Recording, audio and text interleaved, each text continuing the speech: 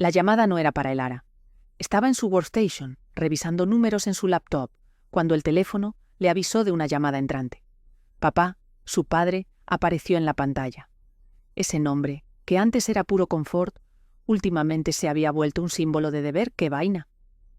Lara contestó, pero del otro lado, nada. Al principio, pensó que era mala señal, típico. Pero luego escuchó cómo que arrastraban cosas. El sonido clarito de una silla moviéndose en un piso duro. Y después un suspiro. Entonces, la voz de su papá se hizo escuchar, diciendo que Lara era una decepción, y que nunca iba a lograr nada. A Lara le cayó un balde de agua fría. Se quedó tiesa, con el teléfono pegado a la oreja. Su mamá, Beatriz, habló después. Su voz era más suave, pero igual de filosa, sugiriéndole a Alistair, su esposo, que Lara se las estaba arreglando más o menos bien, mencionando que podía cubrir la hipoteca. Papá descartó eso de una, diciendo que era lo mínimo que esperaban, después de todo lo que le habían dado. Se preguntó si estaba orgulloso de ella, considerando su existencia un error y una continua fuente de decepción. Encima comentó sobre cómo Lara se creía exitosa, concluyendo que nunca sería más que un hazmerreír, un tropiezo. Esas palabras le pegaron duro a Lara. Se le secó la boca y apretó el teléfono con más fuerza. Sintió unas ganas locas de colgar, de gritar todo su malestar, pero se quedó paralizada, sin poder moverse ni respirar. Papá siguió, comentando que Lara tenía suerte de que la consideraran parte de la familia, y cuestionó para qué seguía esforzándose, si nunca iba a encajar de verdad. Ahí, Lara se dio cuenta. Su papá no había querido llamarla o ella. Se le había olvidado colgar una conversación anterior, y ¡pum!, la llamada se cortó. El silencio que quedó en su apartamento se sintió pesadísimo. El corazón le latía a 1000. Lara se quedó sentada sin moverse un buen rato, con la mirada perdida. Durante los últimos 6 años, ella había estado pagando la hipoteca de ellos, calladita. Sus padres creían que los pagos iban a una institución financiera, sin tener ni idea de que era Lara quien se aseguraba de que no perdieran su casa.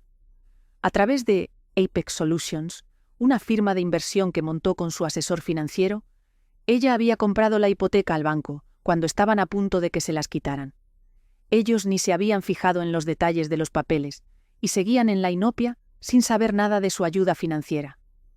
Lara ahora entendía que, incluso si lo hubieran sabido, su actitud probablemente no habría cambiado ni un poquito. Toda su vida, Lara se había matado tratando de ganarse la aprobación de su papá. Se había esforzado más que nadie, había subido en su carrera y ganado más plata de la que él jamás vio. Y aún así, sus esfuerzos nunca eran suficientes. Esta revelación, sin embargo, fue un antes y un después. Lara respiró lento, con las manos firmes mientras abría su laptop.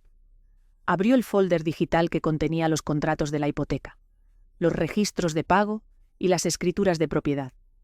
Papá la veía como una fracasada, una don nadie. Pronto iba a descubrir cuánto había dependido de ella todos estos años. En una semana le esperaba una sorpresa de las grandes. Lara no durmió esa noche. Estaba acostada en la cama con la mirada fija en el techo y las palabras de su papá dándole vueltas en la cabeza. Fue un error que nunca debió ocurrir. No era solo lo ofensivo de la frase, sino la convicción en su tono, como si fuera una verdad irrefutable, no una opinión. Su existencia parecía ser vista como una molestia. Esto no era algo completamente nuevo para Lara. Su papá rara vez la elogiaba. Incluso de niña, tenía que luchar por su aprobación. Sacar buenas notas era lo mínimo.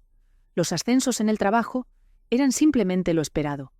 Comprar su primera propiedad fue considerado un desperdicio de dinero. Todos sus logros eran ignorados o criticados. A pesar de esto, Lara se aferraba a una pequeña esperanza de que con suficiente esfuerzo podría cambiar su perspectiva. Esa esperanza se apagó de golpe al escuchar la conversación telefónica que no era para ella. Para cuando salió el sol, el dolor de Lara había disminuido, reemplazado por una especie de desapego. Se levantó de la cama, se preparó un café bien cargado y se sentó en su workstation. La luz de la pantalla de la laptop le iluminaba los ojos cansados, mientras abría la carpeta etiquetada Apex Solutions.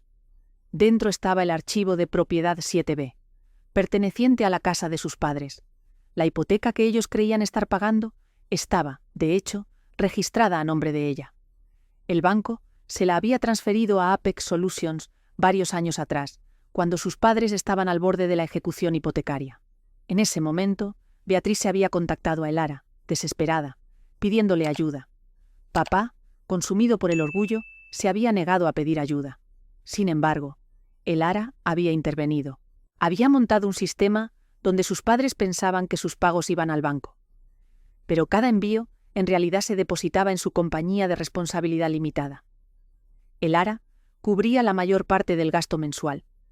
Durante 6 años había contribuido con miles cada mes para asegurarles una vida cómoda, sin pedir reconocimiento ni gratitud. Sin embargo, sí esperaba un nivel básico de respeto. Revisó los documentos, con las manos firmes, examinando las cláusulas detalladas. Cuando inicialmente orquestó la adquisición de la hipoteca, su asesor financiero, Martín, le había recomendado encarecidamente incluir una cláusula de opción de compra como medida de protección por si las cosas se ponían feas. En ese momento, Elara había descartado la preocupación, preguntándose qué podría salir mal. Ahora, la situación ya no era para tomarla a la ligera. Si se saltaban un pago, Apex Solutions tenía el derecho legal de asumir la propiedad total e inmediata del inmueble. Sus padres pasarían entonces a ser considerados inquilinos con un contrato mensual. Si no pagaban el alquiler, Elara podría iniciar un proceso de desalojo según las leyes del Estado. Ellos no tenían ni idea del alcance de su control legal. Elara se reclinó en su silla, contemplando la gravedad de la situación. Papá la consideraba una fracasada, alguien que nunca lograría nada importante, y sin embargo, había estado viviendo en una propiedad que ella controlaba efectivamente. Una leve sonrisa, sin pizca de alegría, se dibujó en sus labios. Tenía el poder de quitárselos todo. La pregunta que quedaba era si sus acciones merecían tal consecuencia. Como si sus pensamientos lo hubieran provocado, su teléfono vibró. Era un mensaje de Beatriz, preguntando si Elara podía unirse a ellos para cenar el próximo domingo, diciendo que quería verla. Elara miró el mensaje. La invitación anterior a cenar había sido motivada por una necesidad de ayuda financiera. Consideró no responder, pero una corazonada la impulsó a fingir que aceptaba. Si su papá podía fingir afecto, ella podía devolverle la actuación. Respondió afirmativamente, diciendo que lo esperaba con ansias, una mentira que consideró necesaria. Antes de cerrar su laptop, Elara tenía una pregunta más que hacer. Su tío, Raymond, el hermano mayor de su papá, siempre la había apoyado. Era el único miembro de la familia que alguna vez la había hecho sentir valorada. Elara le envió un mensaje de texto, preguntándole si alguna vez había escuchado a su papá hacer comentarios raros sobre ella. La respuesta de Raymond fue casi inmediata. Indicó que necesitaban tener una conversación seria, revelando que la situación era peor de lo que Elara imaginaba y que había dudado en contárselo. La aprensión de Elara creció. ¿Qué más habían estado diciendo sus padres? El teléfono sonó y ella contestó rápidamente. Al contestar, Raymond suspiró y dijo que había guardado silencio por demasiado tiempo, pero los eventos recientes lo obligaban a hablar. Elara se preparó para su revelación. Después de una pausa, Raymond reveló que sus padres no solo hablaban mal de ella en privado, habían estado tramando un plan. Papá había estado investigando las finanzas de Elara, convencido de que les estaba ocultando bienes. Le había dicho a Beatriz la semana anterior que si Elara no les daba más dinero voluntariamente, encontrarían la manera de obligarla. Una oleada de rabia recorrió a Elara. Preguntó cómo pensaban obligarla. Raymond mencionó la intención de papá de contactar al empleador de Elara para desacreditarla, posiblemente incluso denunciándola a las autoridades fiscales para una auditoría. Una ira fría e intensa se instaló en ella. Sus padres no solo eran desagradecidos o crueles, estaban dispuestos a hundirla por dinero. Elara respiró lentamente, apretando los puños. Le pidió un favor a Raymond y él aceptó de inmediato. Necesitaba pruebas. Elara no estaba segura de los planes específicos de sus padres, pero una cosa era evidente. La subestimaban. En pocos días, aprenderían la magnitud de su error de cálculo. Elara pasó los siguientes 2 días haciendo preparativos. Si papá pretendía jugar sucio, ella le demostraría el peligro de subestimarla. Primero, contactó a Martin, su asesor financiero. Martin la saludó cálidamente y luego preguntó si la llamada era puramente social. Elara confirmó que no, golpeando su bolígrafo contra el escritorio. Necesitaba asegurarse de la solidez legal de su acuerdo sobre el archivo de propiedad 7B y cuán rápido podría actuar si se saltaban un pago. Martin respondió sin dudar que la acción podría ser inmediata. La cláusula de opción de compra permitía a Apex Solutions asumir la propiedad total en el momento en que ocurriera un incumplimiento. Sus padres no tendrían base legal para impugnarlo, a menos que pudieran conseguir $350.000 para comprar su participación. Elara reconoció que no tenían esa cantidad de dinero, lo que implicaba que estaban en una posición bien precaria. Una sensación de control se apoderó de Elara, mientras le indicaba a Martin que monitoreara su cuenta. Sospechaba que ya estaban enfrentando dificultades financieras y necesitaba confirmación de que su próximo pago no se efectuaría. Martin indicó que esto no tardaría mucho, ya que el saldo actual de su cuenta era críticamente bajo. Si no conseguían $5.800 para el día 15 del mes, su situación se volvería terrible. Elara revisó su calendario. El 15 era en 4 días. En 4 días, papá, el hombre que la llamó fracasada, se daría cuenta de que había sido sostenido por la generosidad de ella. En 4 días, se vería obligado a pedirle ayuda, la cual ella no tenía intención de darle. El domingo, Elara manejó hasta la casa de sus padres, actuando como si nada estuviera mal. La vista de su residencia, la propiedad que le pertenecía, le provocó una extraña sensación de desapego. Este lugar, antes un santuario, ahora se sentía como territorio enemigo. Mientras se acercaba al driveway, Beatriz abrió la puerta, con el rostro iluminado por una expresión de bienvenida. Elara reconoció que su entusiasmo era falso. Entró en la casa, el aroma a ajo y pollo asado impregnaba el aire. Papá estaba sentado a la cabeza de la mesa del comedor, con los brazos cruzados, su expresión indescifrable. Beatriz se movía a su alrededor, colocando los platos con cuidado, como si una comida perfectamente preparada pudiera mitigar la naturaleza de su inminente petición. El hermano de Elara, León, se reclinaba en su silla con una sonrisita burlona. A diferencia de Elara, León nunca había tenido que esforzarse por la aprobación de su padre. Era el consentido, aparentemente incapaz de cometer errores, a pesar de su falta de logros notables. Elara tomó asiento con expresión neutral. Papá finalmente habló, su voz transmitiendo una calidez forzada, diciendo que era bueno verla. Elara asintió en reconocimiento. Siguió un silencio incómodo antes de que Beatriz interviniera, con un tono excesivamente dulce. Mencionó que habían estado pensando en asuntos familiares recientemente y en la importancia del apoyo mutuo en tiempos difíciles, alcanzando la mano de Elara sobre la mesa. Elara no reaccionó, simplemente afirmó el sentimiento. Papá suspiró, como si estuviera haciendo un gran sacrificio, y dijo que en verdad necesitaban la ayuda de Elara, ya que el pago de la hipoteca de este mes se les estaba haciendo difícil de cubrir. Un poco apretados fue su eufemismo para su inminente incumplimiento, todavía minimizando la gravedad de la situación. Elara, fingiendo ignorancia, preguntó cuánto necesitaban. Beatriz se dudó, antes de sugerir que $3.000 adicionales al mes asegurarían su estabilidad. Elara casi se ríe. No sabían que ella ya estaba contribuyendo con $5.800 mensuales, y ahora buscaban $3.000 adicionales. Dejó el tenedor, inclinó la cabeza y comentó que era una suma considerable. Papá replicó, con irritación evidente en su voz, que era insignificante comparado con lo que habían hecho por ella, enfatizando que la habían criado y le habían dado todo, y que apoyar a su familia era lo menos que podía hacer. Elara lo miró a los ojos, sintiendo una frialdad profunda. Estas eran las personas que la habían ridiculizado en privado, el padre que la había llamado fracasada, mientras vivía gracias a su apoyo financiero. Tomó un sorbo lento de agua, manteniendo una expresión controlada, y dijo que consideraría su petición. Beatriz expresó alivio, agradeciendo a Elara y diciendo que sabían que podían contar con ella. Elara logró sonreír, consciente de que en 3 días lo perderían todo. Esa noche, Elara recibió una llamada de Martin. Le informó que sus padres habían incumplido el pago de la hipoteca. Los fondos no estaban disponibles. A partir de la medianoche de esa noche, Apex Solutions era oficialmente dueña absoluta de la casa. Elara cerró los ojos y exhaló lentamente. El asunto estaba zanjado.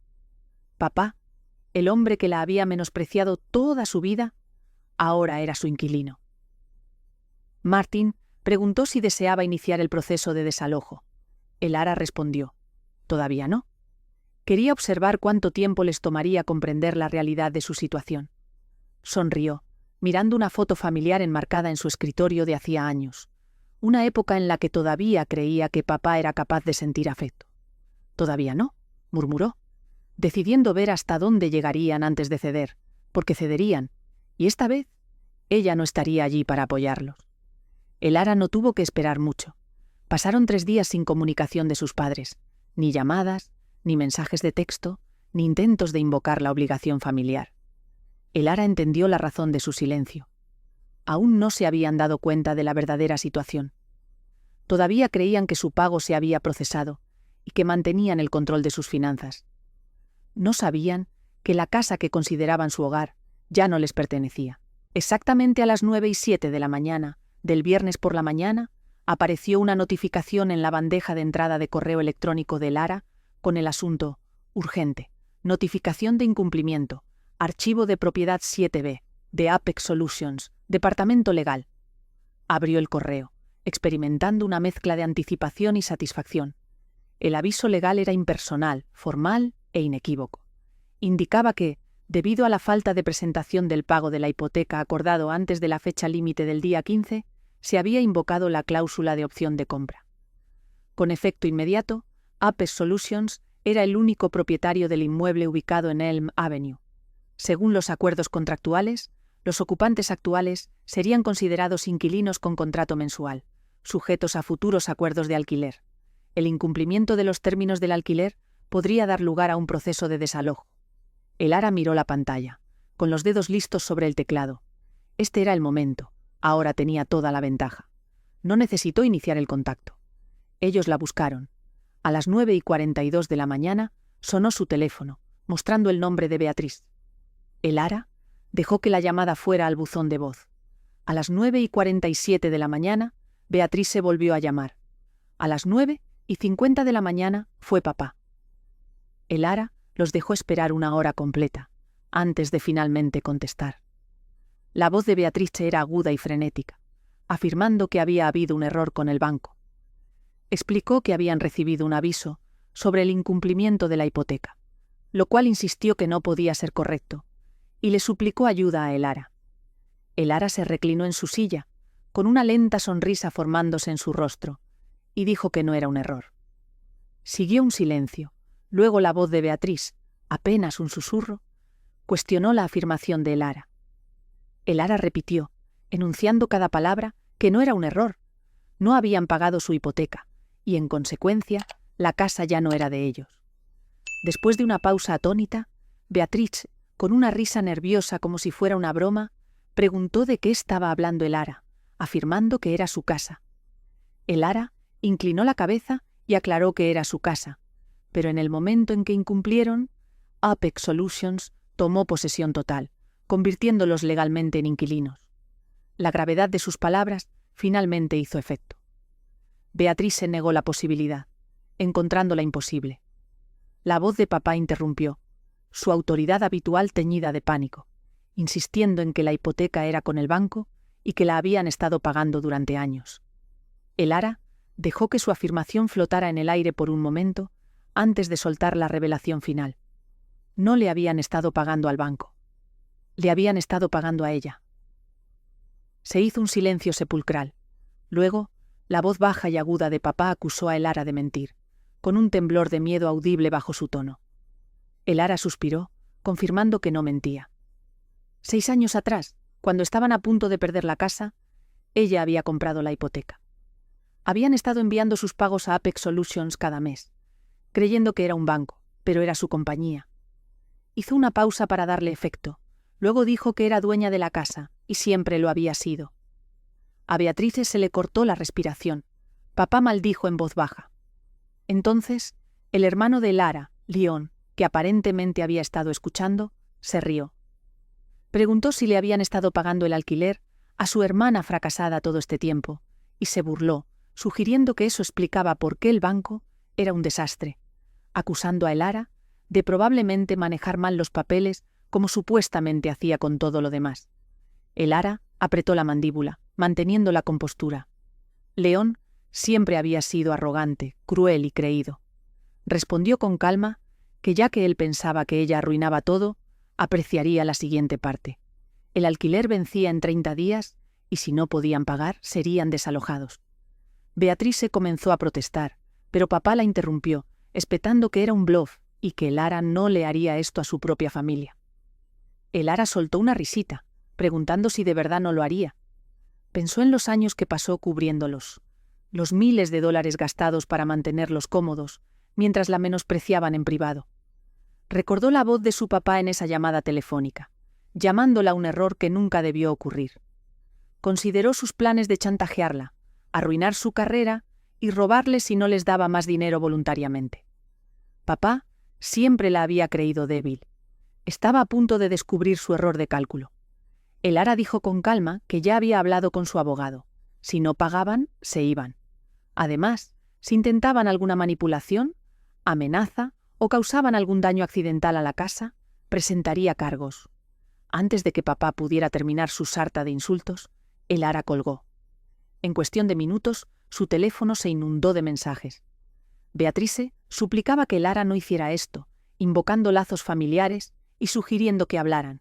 Papá le advirtió a Lara que se arrepentiría de sus acciones. León envió un mensaje llamando a Lara una perdedora amargada y patética, y afirmando que encontrarían la manera de recuperar la casa. Lara leyó cada mensaje y luego bloqueó sus números. Había pasado su vida complaciéndolos. Ahora se había acabado. Se reclinó en su silla, mirando por la ventana, dejando que el peso de la situación se asentara. Por primera vez en años, ya no los estaba manteniendo. Finalmente, tendrían que valerse por sí mismos. Si fracasaban, era su problema, no el de ella.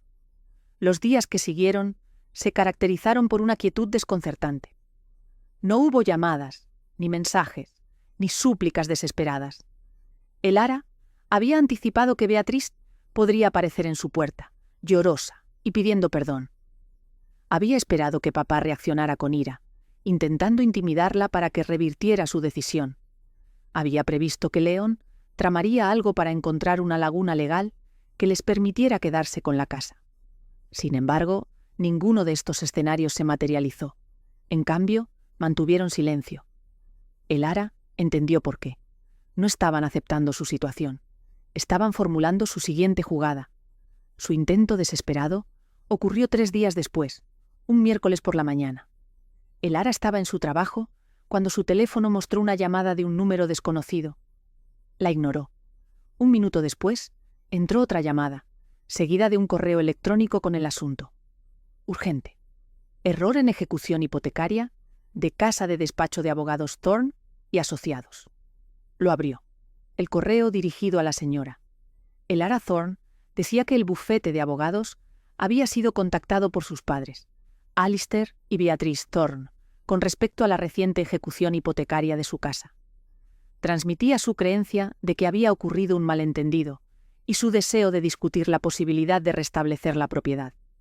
El correo la instaba a contactar al bufete a la brevedad para evitar más complicaciones legales, firmado por Jonathan R. Hastings, Esquire. Lara cerró el correo con una sonrisita. Habían contratado asesoría legal, lo cual era de esperarse. Reenvió el correo a Martin, su asesor financiero. Menos de 10 minutos después, Martin la llamó de vuelta riéndose. Le aseguró que no tenían un caso válido. Habían firmado el contrato de hipoteca, la cláusula de opción de compra y todos los documentos relacionados. Legalmente, Lara tenía la razón, y no podrían impugnar la situación con éxito en los tribunales. Lara se sintió aliviada pero no sorprendida. Había anticipado este resultado, pero también sabía que probablemente persistirían. Martin se rió entre dientes, coincidiendo en que probablemente no se detendrían, pero afirmó que no había nada que pudieran hacer legalmente. Elara pensó en papá, su orgullo y arrogancia, y su tendencia a preferir la destrucción antes que admitir que había fracasado. No cesarían sus esfuerzos. Continuarían hasta que no les quedaran opciones. Esa noche, mientras Elara terminaba de cenar, sonó su teléfono. Era el tío Raymond. Le informó, sin preámbulos y en tono serio, que acababa de hablar con Alistair, su padre, y que Elara necesitaba tener cuidado. Elara preguntó qué pasaba ahora. Raymond explicó que Alistair no solo estaba siguiendo vías legales para luchar contra la situación, estaba explorando otros métodos para presionar a Elara para que cediera. Un escalofrío recorrió la espalda de Elara mientras pedía una aclaración. Raymond reveló que papá estaba contactando el lugar de trabajo de Elara, intentando que la despidieran. A Elara se le revolvió el estómago. Preguntó si hablaba en serio. Raymond relató las palabras exactas de papá. Si Elara no devolvía la casa voluntariamente, la arruinaría por otros medios. Había mencionado contactar a recursos humanos, fabricar una queja e intentar incriminarla por fraude, cualquier cosa para sacarla de la ecuación. Elara cerró los ojos, inhalando profundamente. Claro que lo haría. Cuando se enfrentaba a sus propios fracasos, papá preferiría quemarlo todo antes que admitir la derrota. Pero sus acciones ya no se trataban solo de la casa. Eran un ataque directo contra Elara. Elara decidió no esperar a que papá hiciera su jugada. A la mañana siguiente, fue ella misma a Recursos Humanos. Su jefa, Laura, la saludó cálidamente y le preguntó qué tenía en mente. Elara forzó una pequeña sonrisa y pidió una conversación privada sobre un asunto importante. Laura la condujo a su oficina y cerró la puerta. Elara respiró hondo y comenzó a explicar que su papá iba a intentar que la despidieran. Laura frunció el ceño, confundida. Elara le contó todo: la hipoteca, el incumplimiento, las amenazas. Cuando terminó, Laura soltó un largo suspiro y negó con la cabeza, asegurándole a Elara que su trabajo estaba seguro. Laura explicó que la empresa lidiaba con situaciones similares: rencores personales, dramas familiares, denuncias falsas, más a menudo de lo que uno podría pensar. Le aseguró a Elara que si papá llamaba, documentarían todo, pero él no tenía el poder de afectar su empleo. Laura le dio una sonrisa reconfortante y agregó que notificaría a su equipo legal como precaución. Si se pasaba de la raya, le enviarían una orden de cese y desistimiento. Elara exhaló. Una ola de alivio la invadió, mientras se disipaba una tensión que no se había dado cuenta de que sostenía. Papá había perdido su casa, y ahora también había perdido el poder que tenía sobre mí. Esa noche sucedió. Llamaron a la puerta de Elara, un golpe fuerte y urgente. Supo quién era antes de abrir. Abrió la puerta de golpe y vio a sus padres. Papá estaba rígido, con la cara roja de ira. Los ojos de Beatrice estaban hinchados de tanto llorar. Beatrice susurró el nombre de Elara, suplicando. Elara se cruzó de brazos y preguntó qué querían. Papá dijo, con voz baja y amenazante, que necesitaban la casa de vuelta y que Elara no tenía derecho a hacerles esto.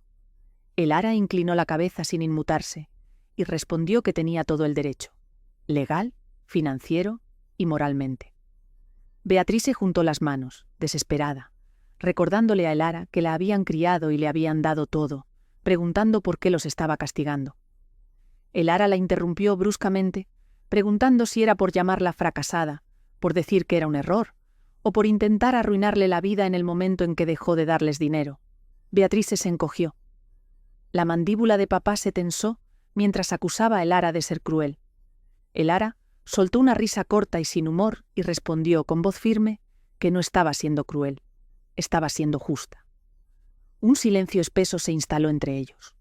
Entonces, los ojos de papá se oscurecieron y sus labios se curvaron en una mueca de desprecio. Le dijo a Elara que se arrepentiría de esto, que creía que estaba ganando, pero no era así, y que nunca sería nada sin ellos, y que algún día se daría cuenta. En ese momento, algo cambió dentro de Elara. La última pizca de esperanza de que él pudiera cambiar alguna vez se hizo añicos. Lo miró directamente a los ojos y dijo: «Entonces supongo que ya veremos, ¿no?». Sin decir otra palabra, les cerró la puerta en la cara, Y por primera vez en su vida, Elara se sintió completamente libre. En el momento en que Elara cerró esa puerta, supo que había terminado, no solo con su manipulación y su actitud de creerse con derecho a todo, sino con ellos por completo. Se quedó allí un buen rato, con las manos aferradas al picaporte, el corazón latiéndole con fuerza. Durante años, se había esforzado por ganarse el respeto de su papá, esperando que algún día la viera como alguien digno de orgullo. Pero en ese instante, con sus amenazas todavía resonando en sus oídos, se dio cuenta de algo que debería haber sido obvio desde el principio. No importaba lo que hiciera, nunca sería suficiente para ellos, y ya no necesitaba que lo fuera. A la mañana siguiente, Elara envió la notificación final. El asunto decía: notificación de desalojo, archivo de propiedad 7B del Departamento Legal de Apex Solutions. El correo, dirigido al señor y la señora. Alistair Thorne reiteraba que, como se había notificado previamente, el acuerdo hipotecario de la propiedad en Elm Avenue ya no estaba en vigor debido a la falta de pago. Indicaba que, a partir de ese día, su arrendamiento quedaba oficialmente terminado y se les exigía desalojar las instalaciones en un plazo de 30 días. El incumplimiento resultaría en un proceso formal de desalojo. También les aconsejaba asegurarse de retirar todas sus pertenencias personales antes de la fecha límite para evitar complicaciones legales. Estaba firmado: Elara Thorne, propietaria, Apex Solutions. Miró el correo durante un largo momento antes de hacer clic en enviar. Este era el final definitivo. Estaban fuera de su vida. Las repercusiones comenzaron casi de inmediato. Beatrice llamó a Elara 27 veces ese día. Elara no contestó. Papá dejó un solo mensaje de voz, diciendo que Elara se arrepentiría de esto, que algún día volvería arrastrándose, y cuando lo hiciera, ellos no estarían allí. Elara lo escuchó 2 veces, y luego lo borró. Su hermano, León, hizo un último intento desesperado por mensaje de texto, felicitando a Elara por arruinar a su familia y deseándole sarcásticamente que fuera feliz. Elara no respondió. Habían pasado años haciéndola sentir que ella era el problema, que nunca era suficiente, que debería estar agradecida solo por existir en su mundo. Pero ahora, ellos eran los que no tenían casa, y Elara finalmente era libre. Pasaron 30 días. Elara no visitó la casa, no verificó cómo estaban, y no preguntó si necesitaban ayuda. No era necesario. Martin se encargó de todos los detalles. Confirmó que se habían mudado el día antes de la fecha límite, probablemente para evitar la vergüenza de un desalojo formal. La casa quedó mayormente intacta, aunque se habían llevado lo que pudieron y dejaron el resto en montones de basura, lo cual Elara consideró típico de ellos.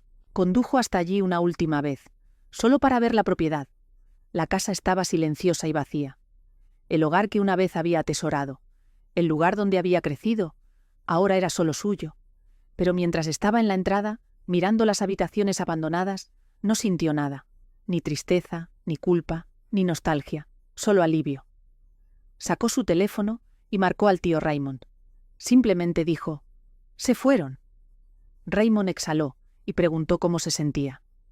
Elara lo consideró por un momento, luego sonrió y respondió: «Más ligera».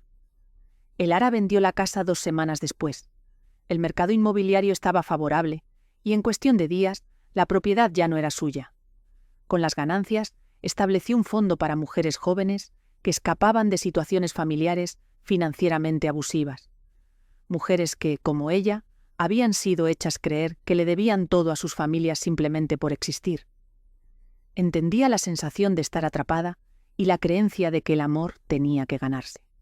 Sin embargo, había aprendido algo importante a través de esta dura experiencia. La verdadera familia no se determina por lazos de sangre, sino por quien te apoya genuinamente. Su verdadera familia no eran ellos, era ella misma. 3 meses después, apareció un mensaje en la bandeja de entrada de Elara. Era de Beatrice, suplicando que no sabía a dónde más acudir y preguntando si podían hablar. Elara miró el mensaje durante un buen rato. Unos meses antes, se habría angustiado por tal petición, cuestionando su decisión, preguntándose si estaba siendo demasiado dura o cruel. Pero ahora, simplemente, borró el mensaje. Algunas conexiones, se había dado cuenta, merecen ser cortadas, y no tenía intención de mirar atrás.